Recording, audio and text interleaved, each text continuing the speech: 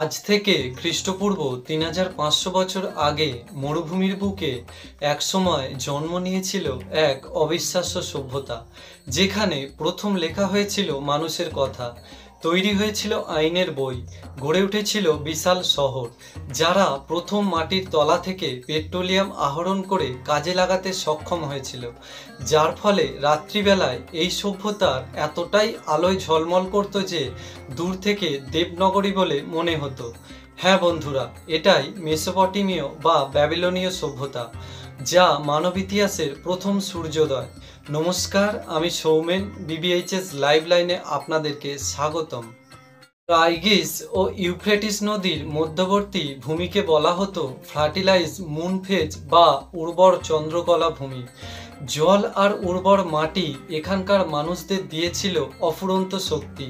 খ্রিস্টপূর্ব ৩৫০০ সালে সুমেরীয়রা গড়ে তুলেছিল পৃথিবীর প্রথম নগর উরুক। একবার কল্পনা করুন, সেই সময় যখন পৃথিবীর বাকি অংশের মানুষ পাথরের অস্ত্র ব্যবহার করছে, তখন এখানে তৈরি হচ্ছে ইটের বিশালাকার প্রাসাদ। মেসোপটেমিয়ার সবচেয়ে বিস্ময়কর উদ্ভাবন কিউনিফর্ম। কাদামাটির ট্যাবলেটে লিখত তারা ত্রিকোণাকার স্টাইলস দিয়ে।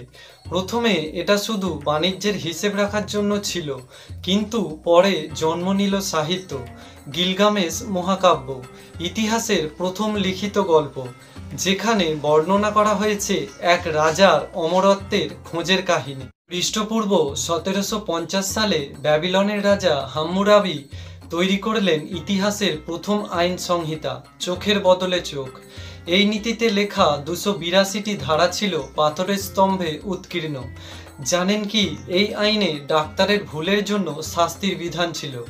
আজকের মেডিকেল নেগলিজেন্সের লয়ের আদি রূপ। মেসোপটেমিয়ার মানুষরা চাঁদ এবং সূর্যকে দেবতা বলে মনে করত, কিন্তু তারাই প্রথম ১২ মাসে ১ বছর ও ৭ দিনে ১ সপ্তাহ তৈরি করেন।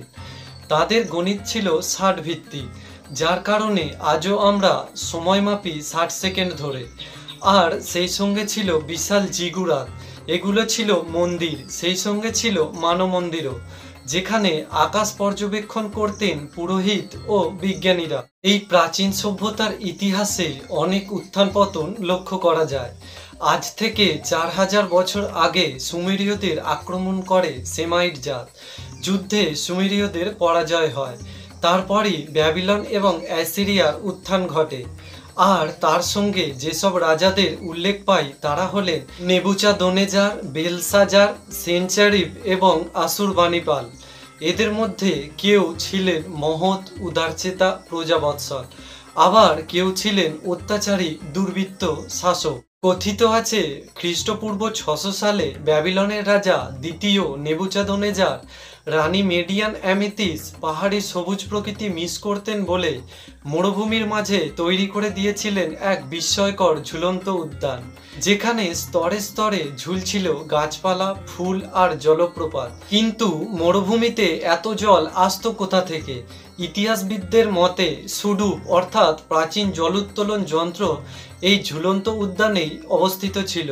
জটিলাকার নালার মাধ্যমে ইউফ্রেটিস নদী থেকে জল টেনে আনা হতো, আর এই সবুজ ভূস্বর্গ ছিল ৭৫ ফুট উঁচু। ঝুলন্ত উদ্যান হারিয়ে গেলেও এর লেজেসি রয়ে গেছে স্পেনের আলহামরা থেকে ইন্দোনেশিয়ার বালি পর্যন্ত।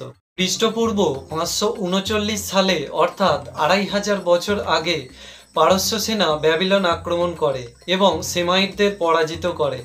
এদের মধ্যে উল্লেখযোগ্য সম্রাট হলেন সাইরাস, দারায়ুস, জেরক্সেস প্রভৃতি। বিজয় করলেন ব্যাবিলন। আর এই সময়ই পারস্যদের অন্তর্গত একটি ভবঘুরে জাত বেলুচিস্তান দিয়ে ভারতবর্ষে এসে পৌঁছায়। এদেরই বলা হয় এরিয়ান বা আর্য। কিন্তু মেসোপটেমিয়ার জ্ঞান কখনো মরেনি।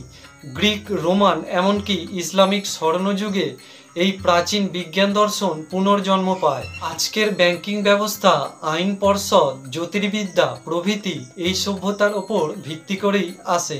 মেসোপটেমিয়া বা ব্যাবিলনীয় সভ্যতা আজ ধুলোয় ঢাকা, কিন্তু এর উত্তরাধিকার আমাদের রক্তে।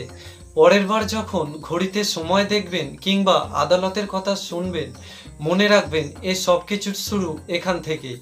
ভিডিওটি ভালো লাগলে অবশ্যই লাইক করবেন, বন্ধুদের সাথে শেয়ার করবেন, আর চ্যানেলে নতুন হলে চ্যানেলটিকে সাবস্ক্রাইব করবেন এবং কমেন্টে লিখে জানান আপনার বিস্তারিত মতামত।